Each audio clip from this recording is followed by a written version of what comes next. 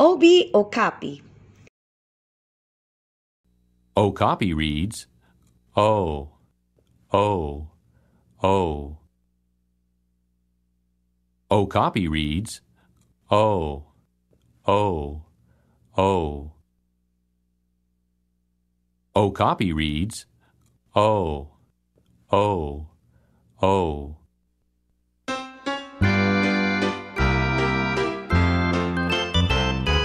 Obie Okapi worked with his dad to build a bunk bed and make Obie glad. Papa Okapi and Mama Okapi were tucking Obie Okapi and Owen into bed. Obie Okapi and Owen were going to sleep in their new bunk beds. "Maybe our new baby will be born tonight," whispered Mama Okapi before she left the room. Obie Okapi could hardly get to sleep in his new bunk bed. Obie Okapi was so excited. "I am ready for our new baby to come," thought Obie Okapi as he snuggled down under his warm, cozy covers. "I wonder, will it be a boy or a girl?" Obie Okapi wondered and wondered until he fell fast asleep. The next morning, Obie Okapi tumbled out of bed. Obie Okapi pitter-pattered to the kitchen. "Mama Okapi," called Obie Okapi excitedly, "is today the day? Will our new..." Obie Okapi gasped. There, in the middle of the kitchen, stood Mrs. Rose. Mrs. Rose was Obie Okapi's favorite Okapi sitter, babysitter. "Oh, hello, Mrs. Rose," giggled Obie Okapi. "Are you going to eat breakfast with us?" "I'm glad you asked," said Mrs. Rose. "You are a friendly Okapi to invite me to breakfast." "I can help too," added Obie Okapi. "I help Mama Okapi. Suddenly, Obie Okapi realized Mama Okapi was gone. "Where did Mama Okapi go?" asked Obie Okapi anxiously.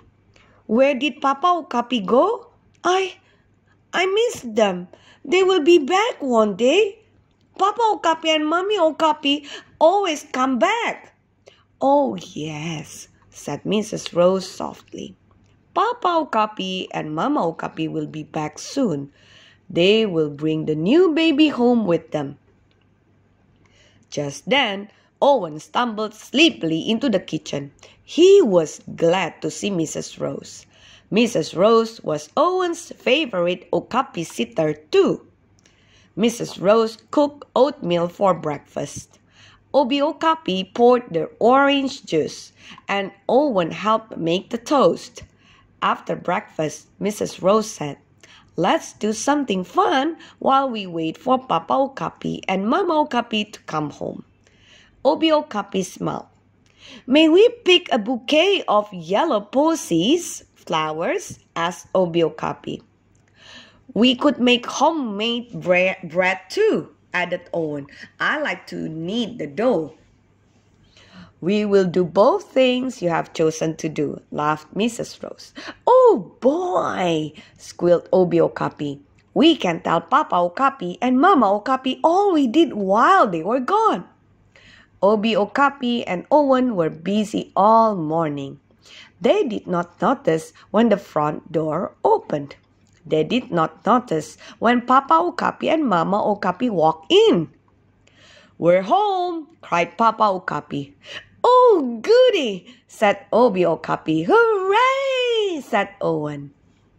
Then Obie Okapi and Owen looked at each other. Mama Okapi was holding a little baby Okapi. Papa Okapi was holding a little baby Okapi too. "We have 2 baby Okapis," said Papa Okapi. "We have twins." 2 babies born at the same time. We have twin girls. Obie Okapi and Owen jumped all around the room. Mrs. Rose was happy for the Okapi family too. "Oh, Papa Okapi," gasped Obie Okapi. "Now we will need another tiny bed." "Let us help you make another one," added Owen. Papa Okapi smiled. He was glad to have such helpful sons. "Would you like to peek at your baby sisters?" asked Mama Okapi as she folded back the pink blanket. Papa Okapi folded back the other blanket too.